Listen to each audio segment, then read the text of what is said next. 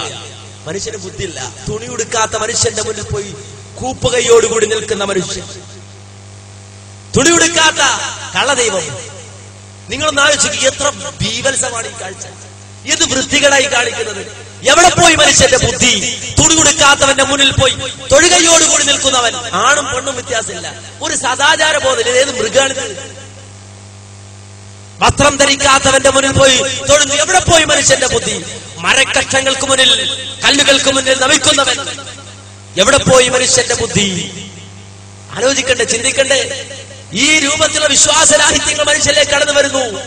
എവിടെ മനുഷ്യന് ബുദ്ധിയില്ലാതാകുന്നു, ഇവിടെ മനുഷ്യന് ചിന്തയില്ലാതാകുന്നു, ഇവിടെ മനുഷ്യന് യാതൊരുവിധ യോഗ്യതയും ഇല്ലാതാകുന്നു. വലഖദ് കറംനാ ബനി ആദം വഹമൽനാഹും ഫിൽ ബർരി വൽ ബഹർ വറസഖ്നാഹും മിനൽ ത്വയ്യിബാത് വഫളൽനാ അലാ കതീരി മിമ്മൻ ഖലഖനാ തഫ്ദീലാ എന്നുള്ള പറഞ്ഞ ആ മനുഷ്യൻ അതേ മൃഗങ്ങളെക്കാൾ അധപ്പതിച്ച അവസ്ഥയിലേക്ക് ജീവിത നിലവാരം താഴ്ന്നു പോകുന്നു. എല്ലാ നിലക്കും അവൻ അധപ്പതനത്തിലായി പോകുന്നു. എങ്കിൽ മാന്യ സഹോദരങ്ങളെ ചിന്തിക്ക്. മനുഷ്യന് ബുദ്ധി വേണ്ട ഈ രംഗത്ത്, മനുഷ്യന് ചിന്ത വേണ്ട ഈ രംഗത്ത്, മനുഷ്യൻ ആലോചിക്കേണ്ട ഈ രംഗത്ത്. മരക്കുരിശിന്റെ മുന്നിൽ, കല്ലുകൾക്ക് മുന്നിൽ, ശവകുടീരങ്ങൾക്ക് മുന്നിൽ, മക്ബറകൾക്ക് മുന്നിൽ, ദർഗകൾക്ക് മുന്നിൽ നമിക്കുമ്പോ ഈ രണ്ട് കാലിൽ എണീറ്റ് നിൽക്കുന്ന മനുഷ്യൻ, രണ്ട് കൈ ഉപയോഗിക്കുന്ന മനുഷ്യൻ, കണ്ണുകൊണ്ട് കാണുന്ന മനുഷ്യൻ, കാതുകൊണ്ട് കേൾക്കുന്ന മനുഷ്യൻ, കാണാത്ത കേൾക്കാത്ത ഉപകാരോപദ്രവങ്ങൾ ചെയ്യാത്ത ഒരു വസ്തുവിനെ നമിക്കുമ്പോൾ, ആരാധിക്കുമ്പോൾ ഇവനെന്ത് പ്രതീക്ഷയാണുള്ളത്? ഇവനെന്തിലാ പ്രതീക്ഷ അർപ്പിക്കുന്നത്? ഒരിക്കലും ഇസ്ലാം അംഗീകരിച്ചിട്ടില്ല.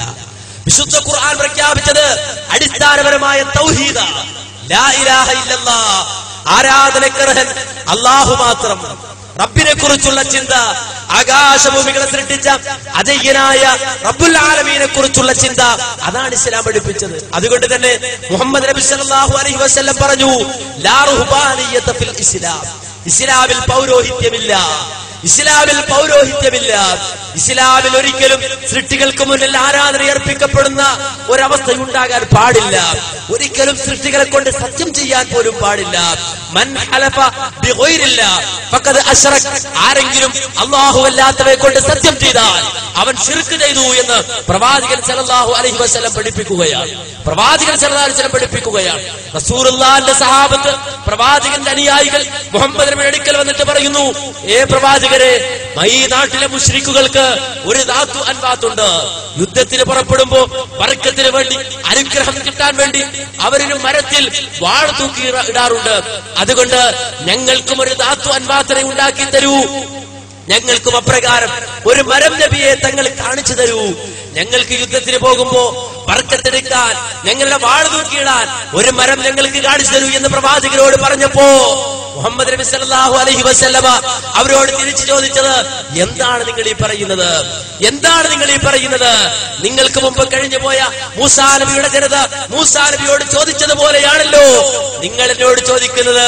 ഞങ്ങൾക്ക് ഒരു ഇലാഹിനെ ഉണ്ടാക്കി തരൂ മൂസ, അവർക്ക് കാണപ്പെടുന്ന ഒരു ദൈവമുള്ളതുപോലെ, ആരാധ്യനുള്ളതുപോലെ ഞങ്ങൾക്കും കണ്ടുകൊണ്ട് ആരാധിക്കാൻ പറ്റുന്ന ഒരു ദൈവത്തെ ഉണ്ടാക്കി തരൂ മൂസ എന്ന് മൂസാ നബിയുടെ ജനത മൂസാ നബിയോട് ചോദിച്ചതുപോലെയാണല്ലോ നിങ്ങൾ എന്നോട് ചോദിക്കുന്നത് എന്ന് പറഞ്ഞ് അവരെ നിരുത്സാഹപ്പെടുത്തിയ പ്രവാചകന്റെ അനുയായികൾ ഇന്നോ മൂസാ നബിയുടെ ജനതയെ പോലും അമ്പരപ്പിച്ചുകൊണ്ട്, അമ്പര സംസ്കാരം പോലും ഉൾക്കൊണ്ടുകൊണ്ട് അള്ളാഹുവിന് മാത്രം അർപ്പിക്കേണ്ട ആരാധനകൾ മക്ബറകൾക്ക് മുന്നിൽ, ദർഗകൾക്ക് മുന്നിൽ, ശവകുടീരങ്ങൾക്ക് മുന്നിൽ അർപ്പിച്ചുകൊണ്ട് വിശ്വാസരാഹിത്യത്തിൽ അകപ്പെട്ടു പോകുന്നുവെങ്കിൽ ഇവിടെയെല്ലാം മുതലെടുക്കുന്ന ഒരു വിഭാഗമുണ്ട് എന്ന് നിങ്ങൾ തിരിച്ചറിയണം.